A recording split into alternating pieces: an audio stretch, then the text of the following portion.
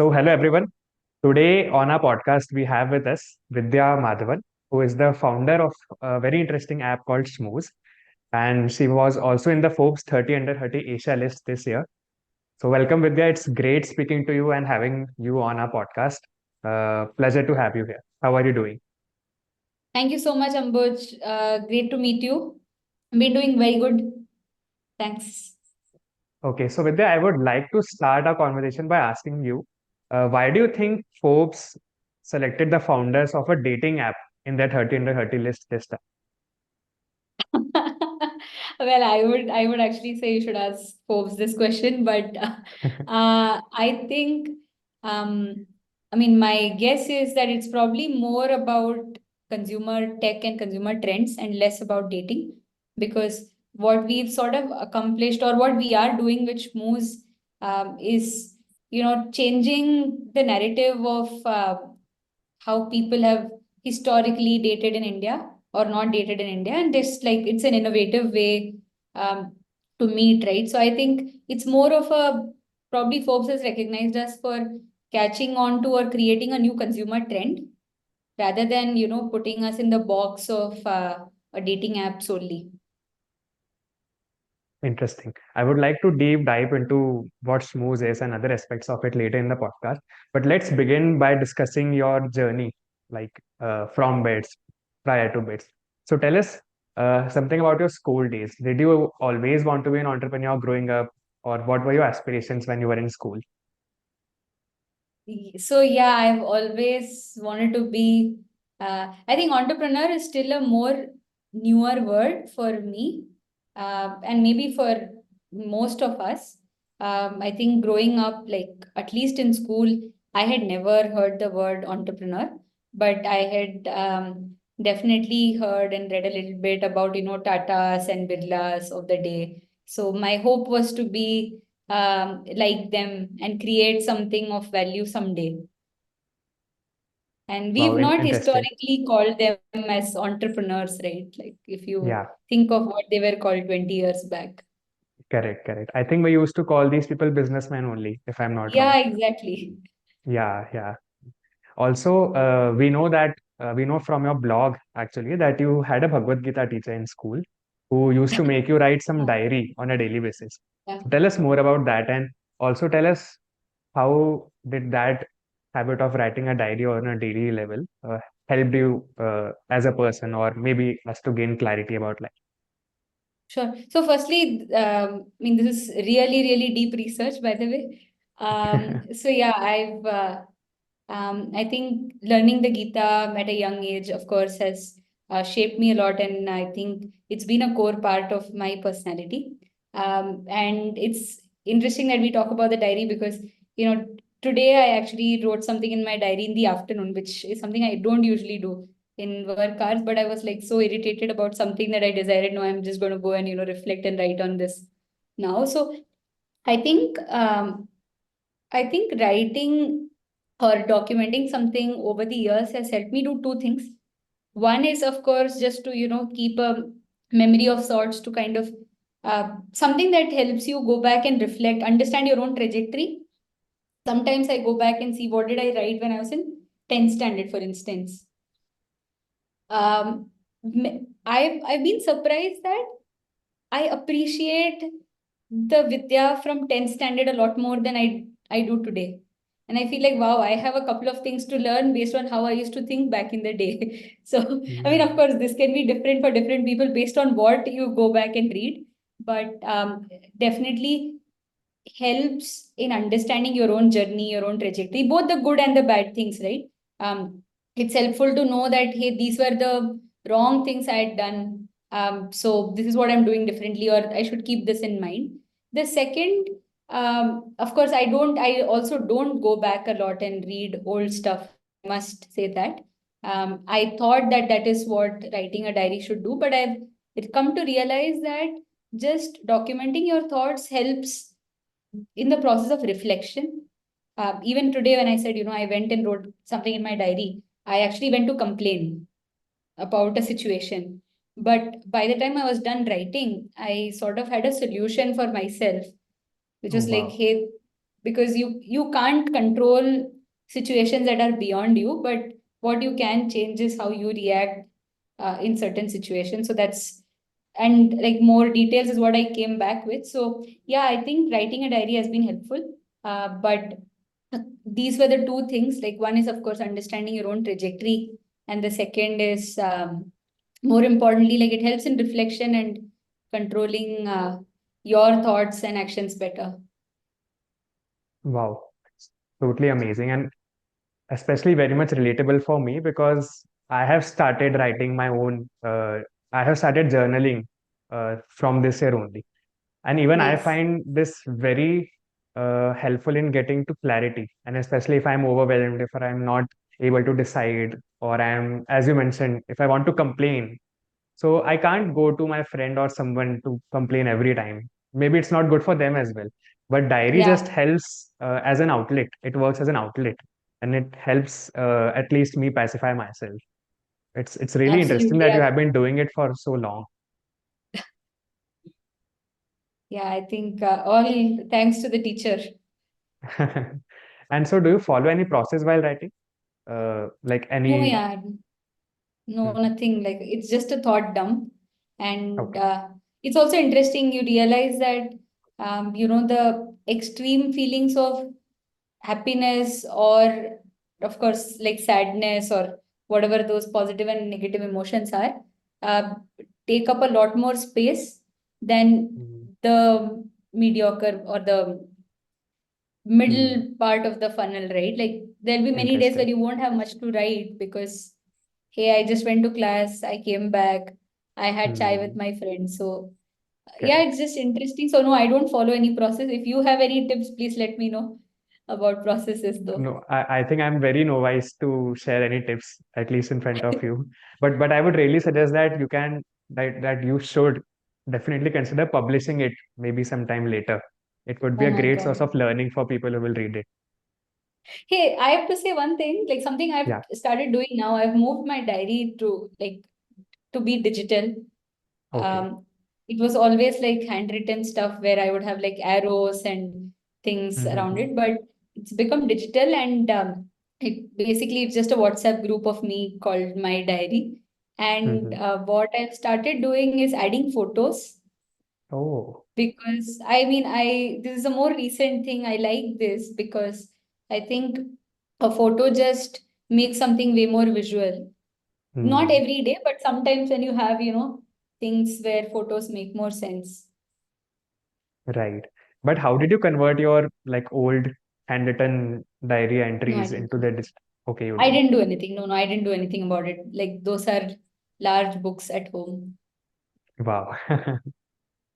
Okay, so Vidya, let's now move on to your journey at BITS, your 4 years at BITS.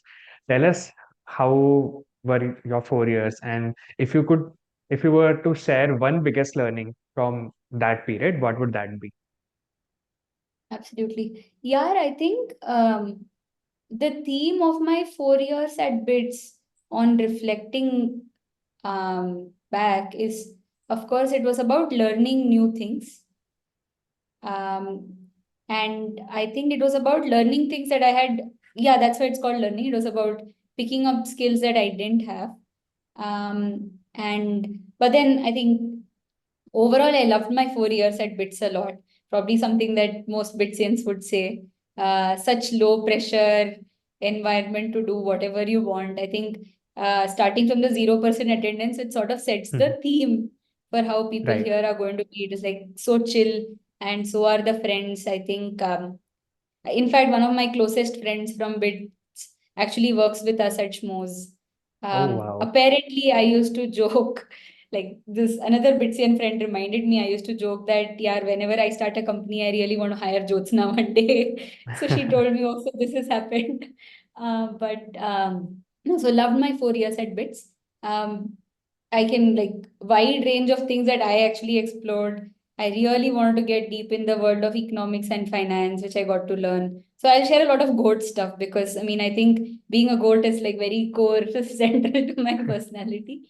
Um, so what else did I do?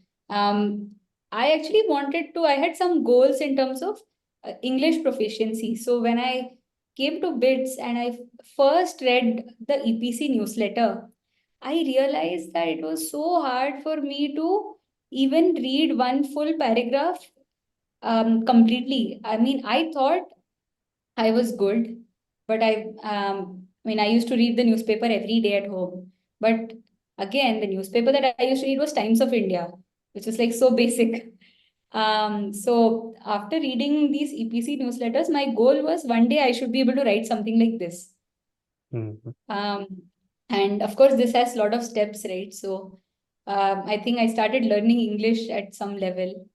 And I used to have so many like piles of books, newsletters, and other things in my room, all with lot of handwritten notes with just meanings of these words, saying that I have to remember what these words mean by the end of the semester. So starting Arey from wah. things like that, I had actually one of my friends and I had revived a club called Renewable Energy Club on campus. Like I Oh, think when we interesting. started, like when we revived the club, probably like 2, 3 people were part of the club. The club did nothing much. There would be some every other year, the club would submit a project for Apogee, which would not win. To From the time like we took over and we literally turned things around. I think by the time I was graduating, we had 30 members in the club. Um, we had an event that we did in Oasis and Apogee. In fact, we tried doing some things for Bossum also, which doesn't fit the theme, given Renewable Energy Club and Bossum should not ideally have a lot of overlap. But did quite a few things there.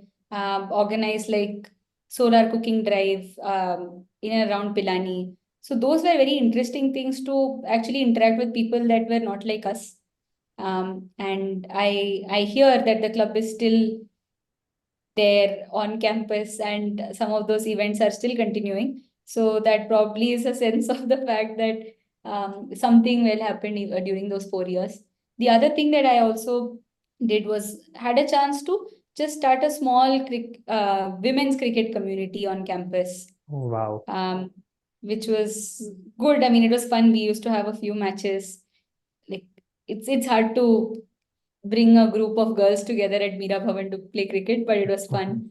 Um, Otherwise, like I had gotten into the swimming club, um, and sorry, not swimming club, what am I saying? Swimming team, music club and stuff, but realized that again, that's why I said the theme of my 4 years have been let's learn skills that I didn't have. So, I mean, I'm not very proud of it, but literally left the swimming team very quickly because one day I was just in water thinking, okay, fine, like my goal should be getting a gold medal in Bosom, but like what does that help me achieve? And I felt like I can already swim. I'm not probably going to do something by sure I'll swim better, but it's not adding anything much to me. So yeah, the theme was all around that. We started a company called Let's Sing while on campus.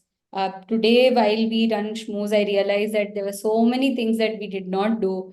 We just over intellectualized what we were building at that time. So yeah, it was about doing a lot of things that I didn't know. Very interesting.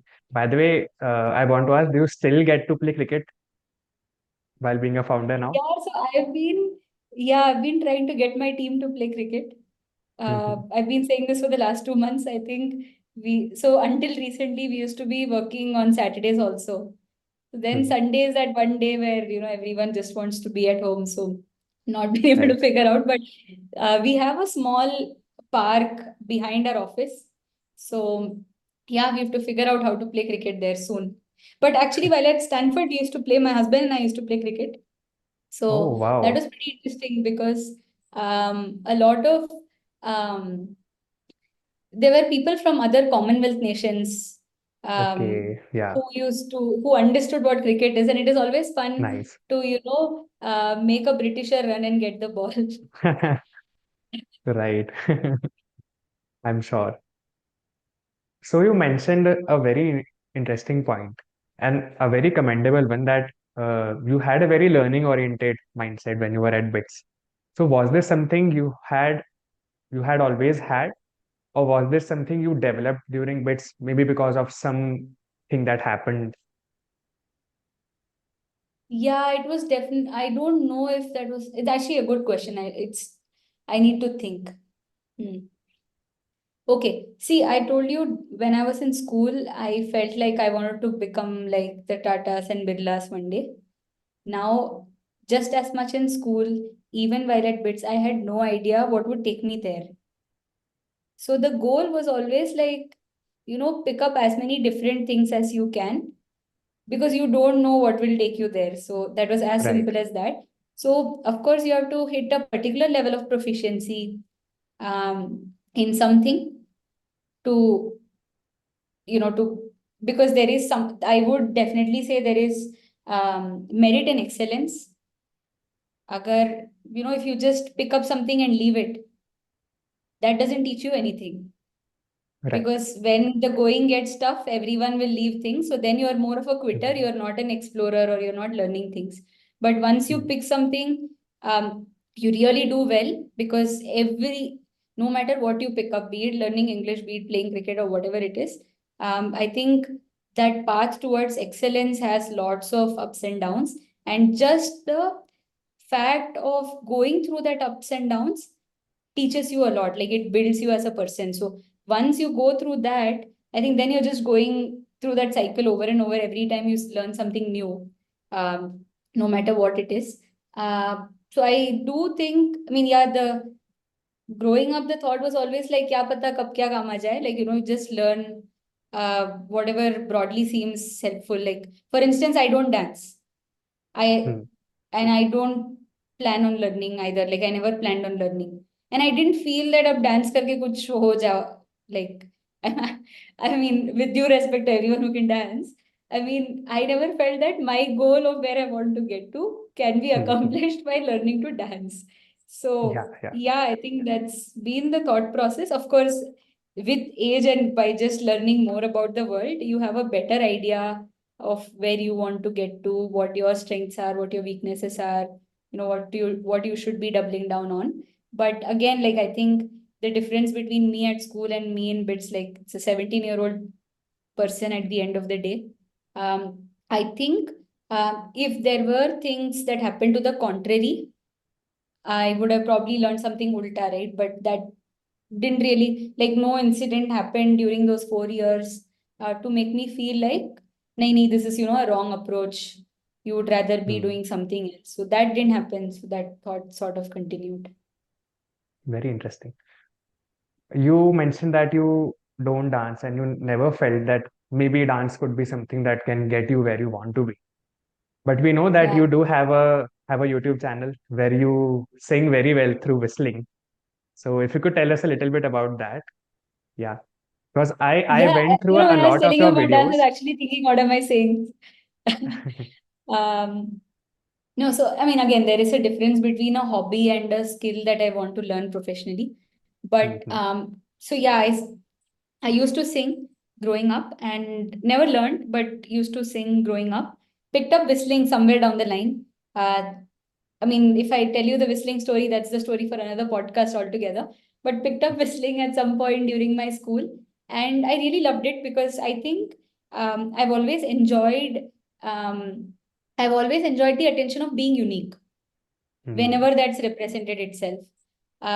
So I really loved whistling because no one can whistle, only I can whistle, and Right. I mean everyone can whistle, but whistling musically is a Correct. skill. So actually, that is a skill which really got honed at BITS.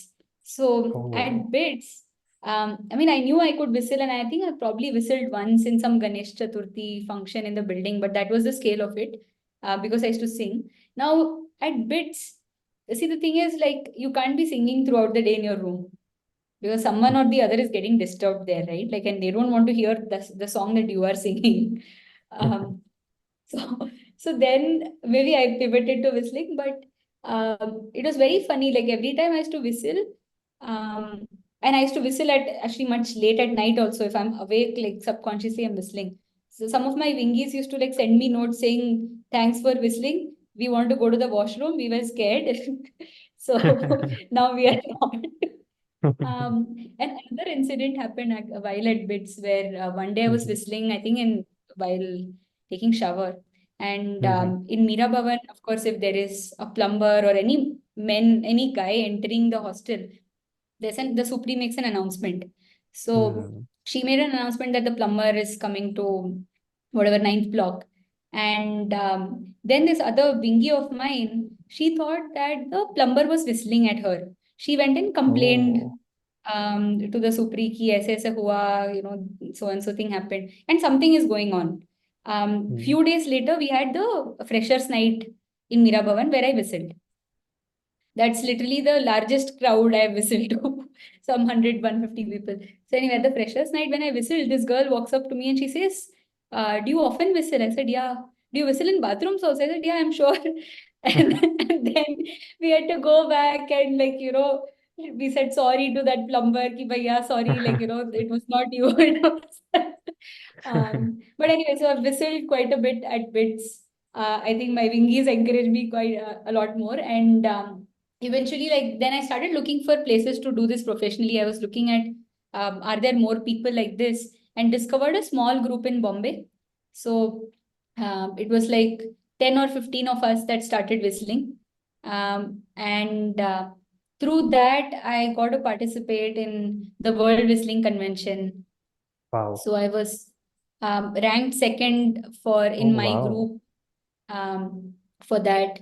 So that was a good experience. I Very was amazing. shocked. I mean, then I subsequently went on to write about um, the the finals of the international level of the World Whistling Convention, Mm-hmm. where I realized this was the first time I went to a competition and I was cheering for others to win. Areva. I only have memories of going to a competition and rehearsing till the last moment, wanting to win, um, and being very competitive. But that was that one moment where I felt, wow, like so many people are so good in so many different ways. Um, I felt that the power of appreciation was way higher than the desire to just compete and win. So yeah. Wow, beautiful. Do you whistle even now? Yeah, I whistle even now. I whistle even in the office. And it's very funny. I start a song, then there is another engineer in our office. He completes the song. Very nice. Very sweet. So, recently I was listening to a podcast, and this is something very interesting about music that I got to know. So, in my childhood, I also used to sing, and I used to perform at school level. I've even performed at state level. But then gradually, it got diminished when I reached 11th, 12th class. So I was thinking along the similar lines that maybe singing is not something that could help me reach where I want to be. But then, and recently, I was listening to a podcast of Sonu Nigam, and he mentions a very interesting point that our Vedas have knowledge of everything that is in the world. Mm. And out of the four Vedas, one Ved called Samved is completely devoted to music. So 25% of how our world works and what matters in the world is music.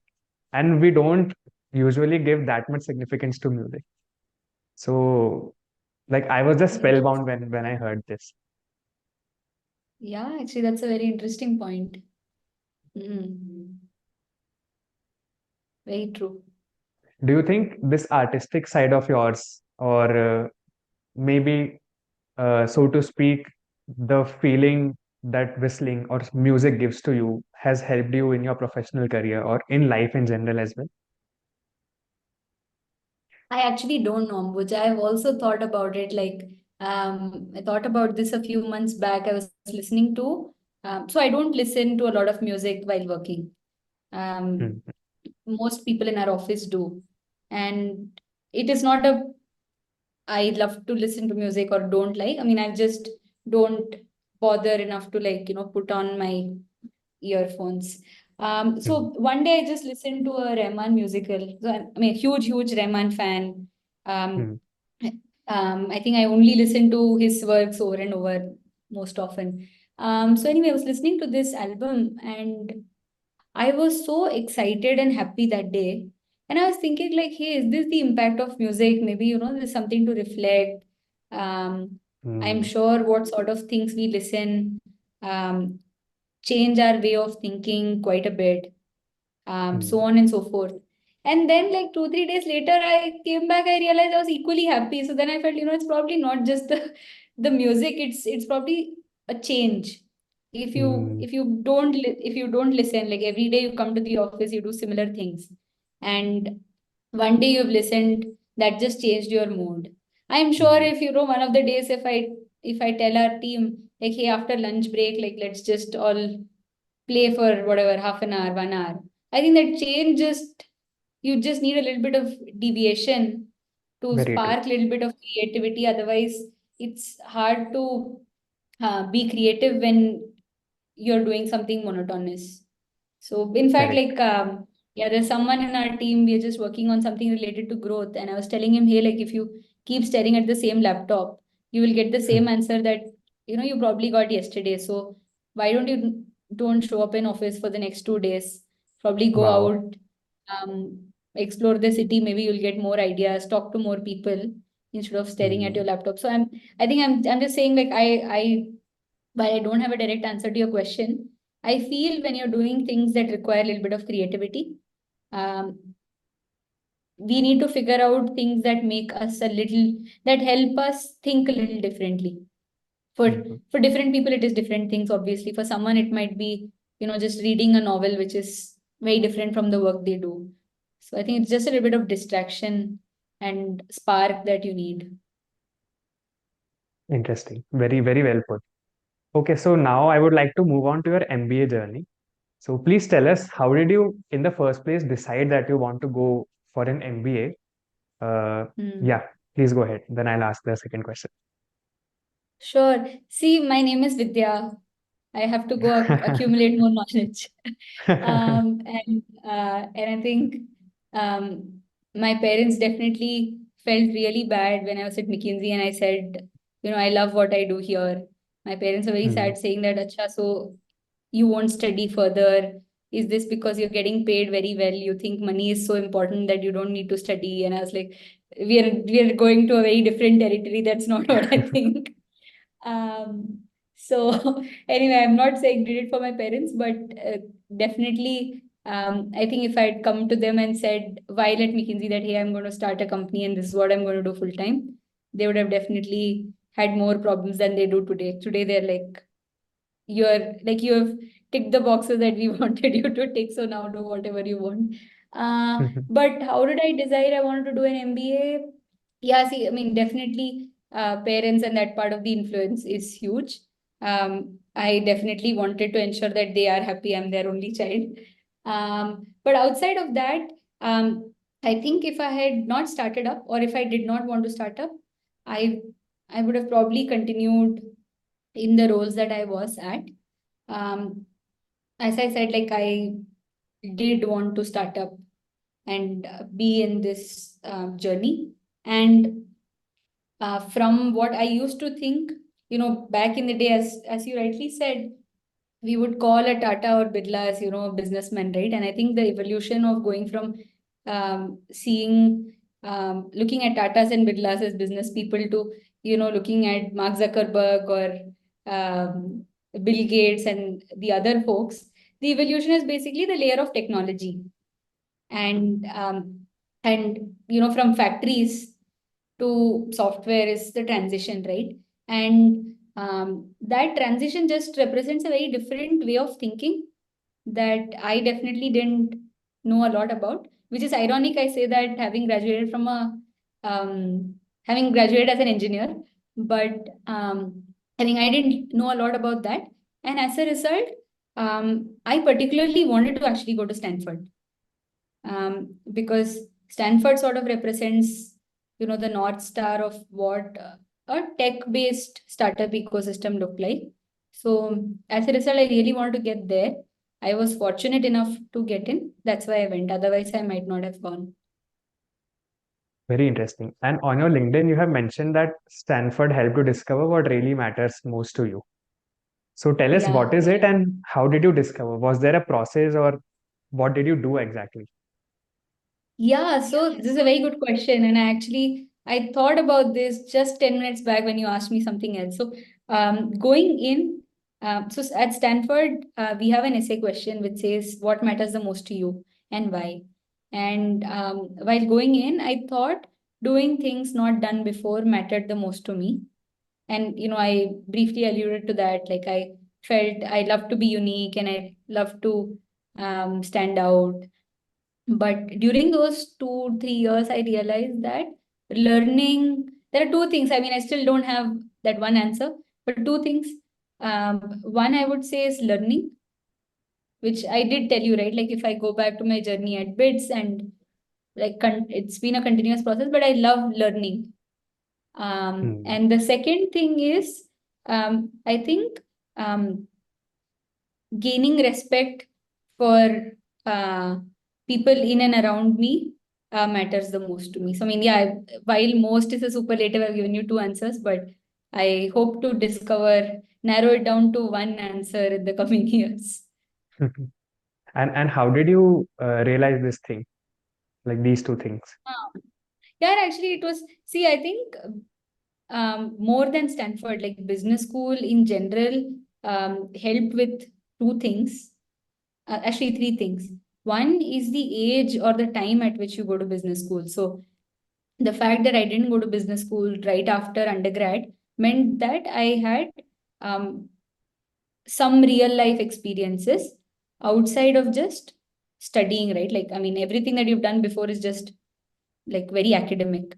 So outside of that, like some real life experiences, which just helped in some scenario building. Second was, business school gives you a lot of time. So there's just 2 years where there is a lot of free, I mean, I don't want to say free time, but I would say there's a lot of time for reflection in general. Otherwise, I mean, in the McKinsey job or after that, like, you wake up, you're working, you have, like, yeah, you take time out to eat, you're talking to your parents, you go to sleep. So that's how much time I remember having. So I think for a change, I had a lot of time. So that time itself ensured that I had time to reflect. The third thing was, of course, little bit of this has something to do with Stanford also, where there's the class is very diverse. There are people from different parts of the world. People who have done different things. And I think some of the coursework and curriculum is also such that it just gives you opportunity to think, and I mean, pushes you to think a little bit more. And there are different perspectives. So when in these some of these conversations, like, probably, let's say, a friend of mine who was an actress before, she's talking to me about her life, and that makes you realize about some things that you have done, though they are completely unrelated, but it's just. And then, as I said, the first and the second things, right? Like, you have your own set of experiences, you have a lot of time to reflect, and you're doing something on a daily basis, so you realize there's just enough time to reflect and realize what matters most to you, I guess. Very interesting, and I must say it's really very commendable of you that you also thought in that direction, because having that freedom of time and not having, so to speak, any responsibility, people can go in any direction, but you devoted that particular time to realize what matters to you the most, or maybe what you want to do. That's also something I think not many people must be doing, because like it takes a lot of Hmm. maturity and self-awareness. It's really commendable, I would say. Okay, so now let's move on to Schmooze. So please explain to our viewers, Vidya, that what is Schmooze, and what is the problem you are solving with Schmooze? So, sure. So Schmooze is a meme-based dating app today. And what that means is, instead of swiping on people, you swipe on a stream of memes, or in general funny content. And based on the memes that you swipe, we understand a lot about your personality. Like, what type of topics do you like? What do you not like? And we find you someone to laugh with. So from there, you can, of course, either say schmooze or snooze and start talking to them. Mhm. So the basic premise here is, I mean, when we started Schmooze, the premise was that, hey, people are just swiping left or right based on how someone looks. But how someone looks is hardly 10% of the true part of a relationship.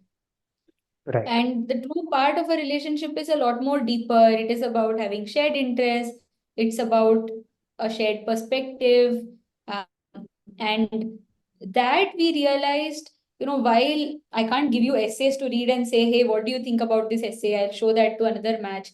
While that is not possible in the world of memes, where so much of information is compressed in such a short form, memes let us do that. Where, one of our success stories, we actually said that these two are a great match because they have, they both have annoying relatives, they both had great drunk stories to share, and both shared the power of overthinking. So Oh. now these are three very detailed things, right? Like, to say that you both are overthinkers. Hmm. And I mean, I know some of my closest friends are very, like, they are overthinkers. So when they meet someone else who's similar, they can, it's like a vibe match, right?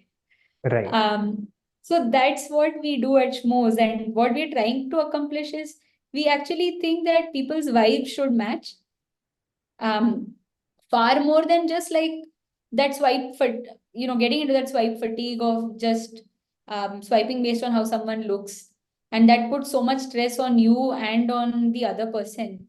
And that Hmm. endless swipe game doesn't go anywhere. The other thing is, this endless swipe game also has ensured that some 2 to 5% of the men, um, and maybe slightly larger percentage of women get most of the matches,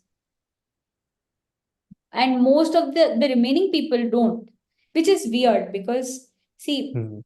in real life, we feel that there is someone for everyone. So we have a lot more, I mean, our algorithms also very socialistic in that sense, where our aim is to ensure that we find you someone compatible with you.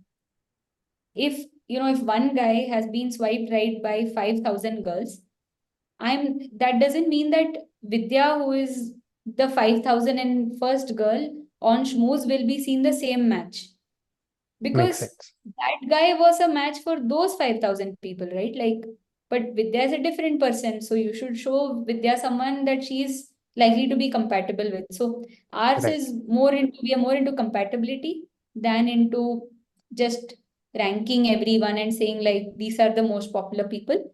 Because let's face it, right? It's not like there is a Shah Rukh Khan or Aishwarya Rai and you're saying that, hey, everyone in the country likes this one person. So I think Hmm. that's also the second thing that we're trying to change. Very interesting. And tell us, how did you come to this idea? Like, was there any event that happened that triggered this kind of thinking, or how did it start? So it's definitely not one thing. I don't have a linear answer, but it's a combination of two things. So my husband and I have definitely connected based on our shared taste of humor. Like, in fact, we have a WhatsApp group where we share jokes that we come up with. Like, we take it very, Oh, very wow. seriously. Very seriously, very personally, and whatever, right? So that's a thing for us. That said, like I did, when some of my friends say, yeah, we went on a date, the date was meh. And now these are things over time, like as you also grow older, you keep hearing this, right? Like your friends keep on meeting newer people and it's not fun. So, and you realize that, yeah, conversations are dry because your vibe is not matching, or shared taste of humor, or those things are probably missing somewhere. That was a latent thing that I had back of my mind. But the other thing was, while at Stanford, I had started building something in the AI based image processing space. And using that, I realized that people were using the tool that we built to edit memes.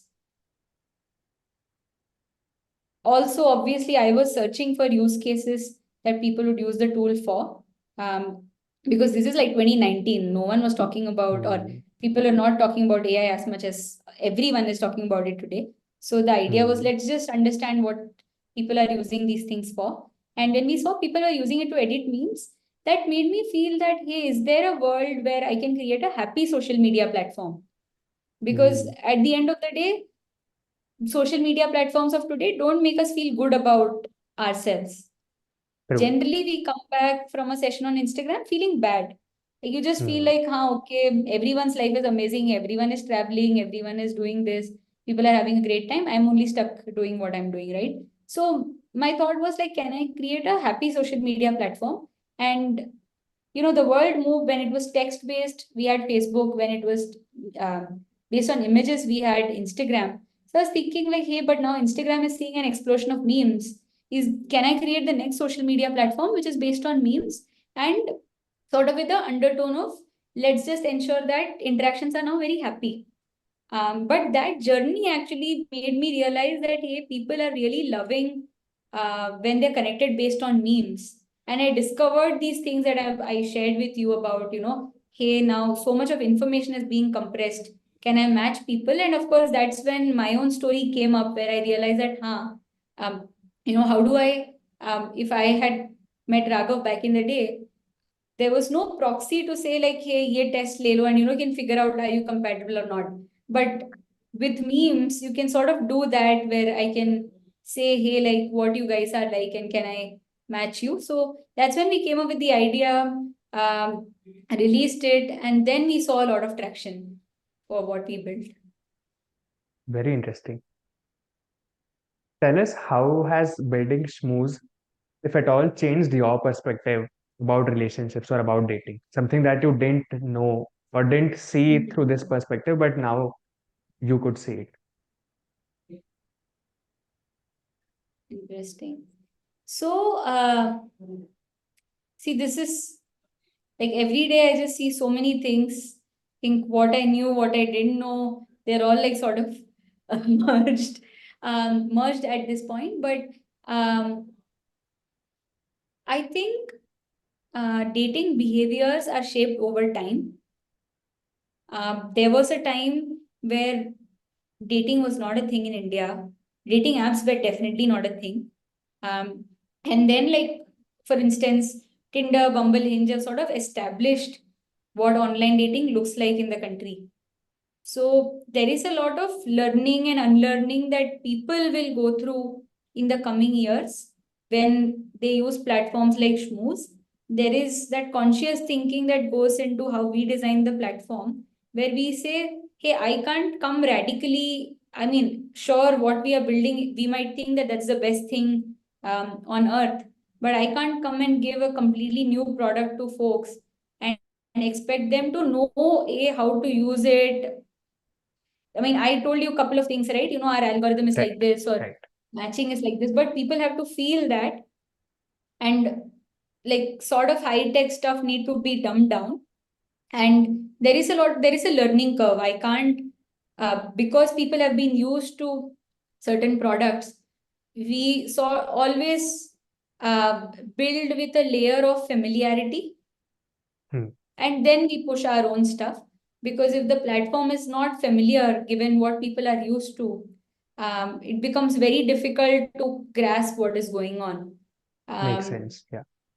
so that's one thing. We've also more recently, I mean, we discovered over the last few months that everyone is saying loneliness is a thing, right? There are so Hmm. many surveys on this. Every VC fund has some article published about it. This has been going around for the last 4 or 5 years, um, in India, in America, like globally. But on Schmooze, we see it every day. Okay. People come and chat with our customer support for hours together, and we don't have a customer support person. So originally, like until recently, actually, Abhinav and I only used to respond to all customer support chats. So sometimes like some people text us at 12 in the night, some people message at 2, 3, some will be in the morning. So we just realize that hey, we can understand what loneliness is, because people Hmm. are just happy when they get a response. That's all. Hmm. They're coming and chatting with customer support. How sad are they?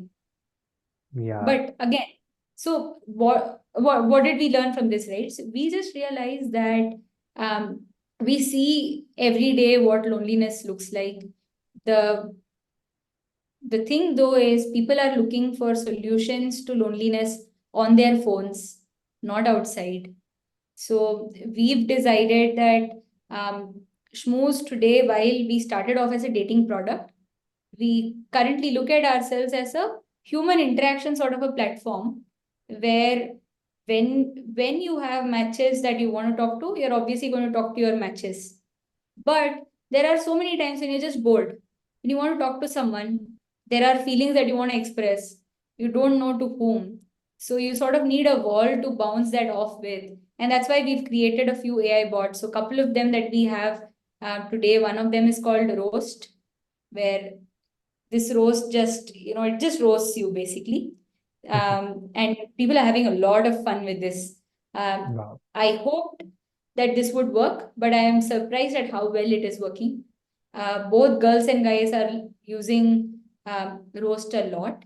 They're just having fun. The second thing is called rant, where if you're feeling sad, you're feeling lonely, you can just come and express how you feel. So rant will sort of listen to you and help you with some ideas of, hey, maybe you want to try some of these things so that you feel better. So yeah, that's what we've done so far. Oh my God, this is really like something that I had not expected and even had not imagined when I was, thinking about why do people in general use dating apps, or why is there Hmm. so much loneliness, and what are people doing for it. But continuing on that same note, where do you think our world is heading, provided there is so much loneliness? And Yeah. maybe we can't blame social media, maybe we can and we should, but I don't know. What do you think we are heading to? Yeah, I think, see, be it social media or any of these things, um, the world is just like technology is progressing at a rapid pace. We are all adopting it. Someone might adopt it sooner as compared to the other person, but we are all in this curve. None of these things are going away. Hmm. And there's so many simple things, right? Like, I mean, I often think about it, but imagine, very off topic, not talking about social media and technology, but just let's think about the food we eat, right? The food that our parents ate, even when they ate food outside, like so to say in a restaurant, the food that they ate in that restaurant was also very similar to what you cooked at home. But today, if I think of the amount of pizzas, pasta, and like so many other things that we eat, like, I mean, I'm just talking about folks in my own office, and what do we eat to celebrate things? It's so often so many things which have ingredients that are not even like, um, I mean, I hear about emulsifiers being used in place of cheese. So you think you're having a cheese pizza, but hey, you're just ingesting a bunch of chemicals, right? So I'm Hmm. saying, like, but this is not going away. Like, Right. many of us know about this. There are a lot of podcasts, there's a lot of surveys, there are people talking about it, but these things are not going away. We had folks, I think the food farmer talks about checking the ingredients, checking the labels. But hey, have we stopped eating Maggie? No, right? So I think, and the same thing applies even to technology, even to products. I mean, as I said, like the funny thing about loneliness is people are looking for solutions of loneliness on their phones. Hmm. I Yeah, think if they just keep their phones on the side, solutions are probably staring right at them. I so true. can tell you this, like when growing up, I after school I was for most of the day outside on the ground playing cricket. And once the sun set, it would be the same group of friends. We would like go and go. There were like a few things in the park, like the slide or the jula or whatever. We would just like play there. After that, we would play box cricket. So the point is, what I'm trying to say is, it was this. We had people who would hang out. Now, when I Hmm. go back to my building in Bombay, the ground is empty. There's no one. And my friends who live in the same building, continue to live in the same building, they tell me that that ground sees cricket only when like we folks go and play. And Oh. we stopped playing 15 years back, right? So the kids are Hmm. not playing, they're just on their phones. So I'm saying, yeah, of course, loneliness is going to Hmm. increase. And Right. while people might be looking at phones and technology for solution of loneliness, the solutions have to, as a result, emerge in terms of or with the help of technology. It cannot be outside of it. Very interesting. On that note, Vidya, one last question before we end this conversation. Uh, and this point on loneliness is something that is my biggest takeaway from this podcast. Like amazing, very insightful. So I have been speaking to a lot of Bitsins, especially who are on dating apps, just to get a sense of how have their experiences be, so that I can get to frame some questions based upon that to you. So one of the things that came up was that it seems to many people that generally on dating apps the gender ratio is quite skewed. The number of Yeah. males are way higher than number of females, and given that the gender ratio is so skewed, most people, or I should say maybe most men, are not able to find a match for themselves. So do you think it is even a realistic expectation to be able to find a match on any dating platform, let alone Schmooze? If not, what should be the objective of coming to a dating app? See, it's a great question, and I think it's the first question anyone would ask, right? Like, men are not getting matches, and this situation is exacerbated a lot more in a country like India, where the gender ratio on dating apps is really bad. Uh, to answer your question, I think it's a fair expectation for men to have, for reasonable, well-behaving men to have, that that they should get a match. Now that said, the root cause of this is in the algorithmic construct of dating apps that we've seen historically. I mean, Tinder, Hinge, I mean, the entire match group of apps, they behave similarly. Now, Bumble, while it is not part of match group, again, like if you let alone the fact that, hey, this app looks yellow, it doesn't look uh, reddish or crimson. The basic premise of Bumble is also very similar to how Tinder and some of these other apps work, right?